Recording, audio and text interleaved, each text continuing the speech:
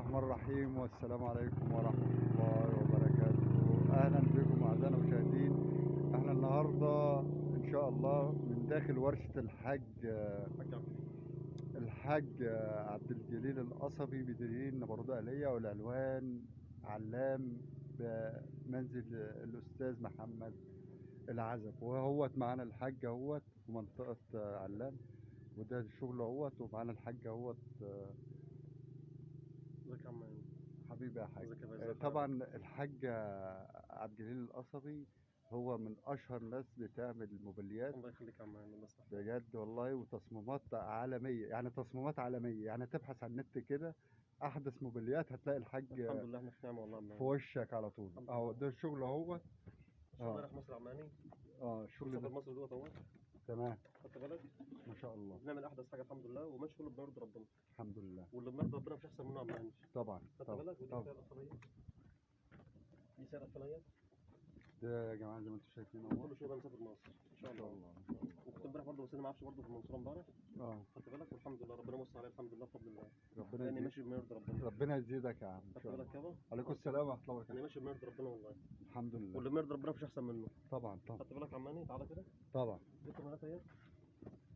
ده كل شغل ده مسافر مصر ان شاء الله باذنك يا رب. ده كل شغل يا جماعه اهوت. بسم الله ما شاء الله، شغل جميل جدا باذنك يا رب. وديت الورشه هنا ما تتوهش يا جماعه، زي ما قلت بالك لكم. عمال تعال درين نبرودة اهليه، منطقه علام في درين. دي كلها دلوقتي العفشه دي بمنزل الحاج محمد العزب. دي العفشه كلها هي ماشي. دي كومودينات والتسريحه وكل حاجه ان شاء الله. تعالى كده ان شاء الله هنخش بقى. شغل على الابيض دوت. بص يابا، شغل على الابيض ده يا كنتر جماعه. اهو على الابيض. ايوه بالك اللي هو السحاب دوت. السحاب اهو. وعندك برضه دي العفشه بتاعتها برضه ان شاء الله. ودي برضه على الابيض اهو.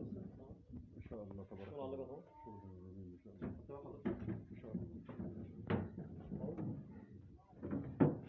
شغل كله على المستوى عادي الحمد لله. ده حاجه ما شاء الله يا جماعه، زي ما قلت لكم احدث التصميمات خدت بالك والموديلات في الموبيليا عند الحاج برضه عبد الجليل القصبي. درين نبرودة اهليه، منطقه علام بمنزل الحاج محمد. ده شغل مسافر مصر ان شاء الله. ما شاء الله.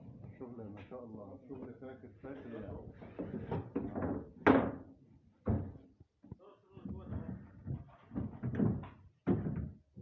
ما شاء الله. ده بقى يا حاج، ده شغل ان شاء الله شغل مسافر مصر. دي اللي ورايا دي يا حاج بعدين. دي جزامه.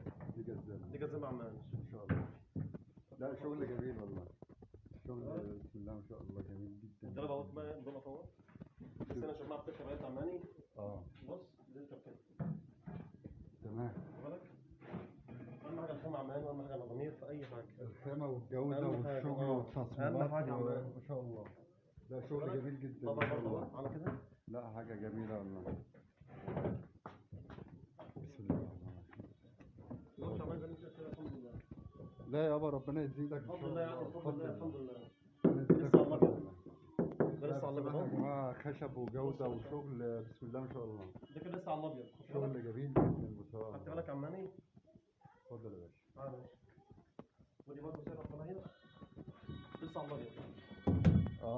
ان شاء الله. اي حد في البلد يقول لك الحاج عبد الجليل شغله فيه غلطه. بسم الله ما شاء الله. لا شغل خدت بالك؟ جميل بص ده لسه على الابيض. ان شاء الله. ده لسه ما بيعملش حاجه اهو. خشب اهو. ان شاء الله. العانه باينه اهي. ان شاء الله. ما بنخافش من حد يا عم. لا يابا ربنا اللي مرضى ربنا مش احسن منه. يا رب. والزبون يخش بحاجته قلبه حديد. خد بالك؟ عادل كل حاجه حقها.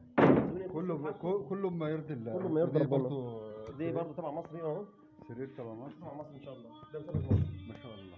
خد بال حضرتك؟ لا جميل والله. وانا خدام اي حد في البلد. تمام.